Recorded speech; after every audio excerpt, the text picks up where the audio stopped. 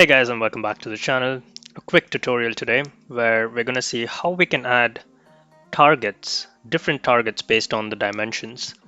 And one simple way to do this is, so you could add a reference line, but the problem with reference lines is you have one reference line for all the dimensions that you have here. So if you want to have individual ones, it's a little bit trickier to do that. So if you're interested to learn how to have different targets for each of your dimensions, then stick around. So here we go. First, what I'm going to do, so let's do it the normal way first. So if we go to the chart and we go to our add-ons, and here we have reference line. So what we can do here is give a particular number, right? Is equal to, let's say, 5 million. So now you have a single reference line. But the thing is, let's say that you have different targets for different countries. So how do you do that? So one simple way to do that is to add it as a data. So you could input a data file. So let's say an Excel sheet. So in the Excel sheet, what you should do is choose, in this case, if you have your dimension as country, then in the Excel sheet, create country and then give each country a value.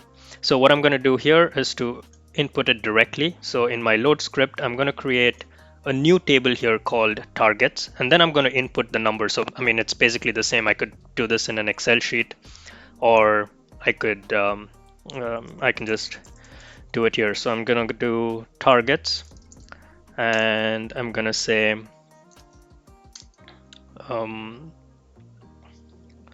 let's make an inline load, since I'm just gonna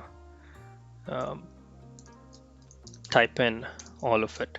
So I want different targets for different countries, so the field is called country. So the first line is always country, and then I'm going to give it the value, so that's targets. And the countries that we have, we know that we have Germany, and let's give a target for Germany as maybe 7 million. 1, 2, 3. How many zeros are there in a million? Jesus Christ. I'm sorry, just forgot how many. So we have 7 million for Germany. Let's say we have USA. Let's give it 8 million. We have France. Let's give it 6 million. Which other countries do we have that we need to? Brazil, UK. Let's just give 2 more. Brazil, and make it 3. UK, and let's say UK is also 8. And let's close that here. So now I'm gonna have a different table here, but each country is linked to another column called targets, and I can call that. So let's load this data.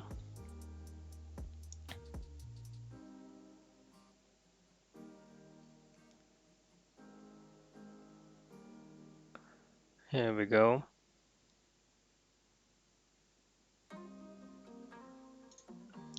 And then what I like to do is to let's just create this from scratch.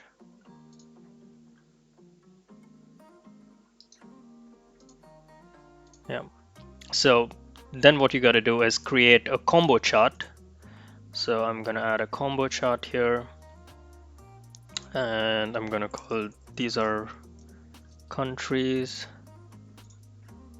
and this is sales.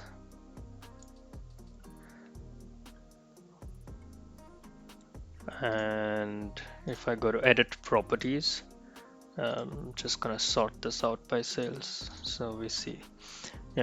And we have, since this is a combo chart, I can have bars and I can have a line. So here I'm going to go into this and load my targets that I just added. So it can be sum, since there's only one value, it doesn't matter what I choose here, but I'm going to choose sum. You can also choose count, it's not going to matter.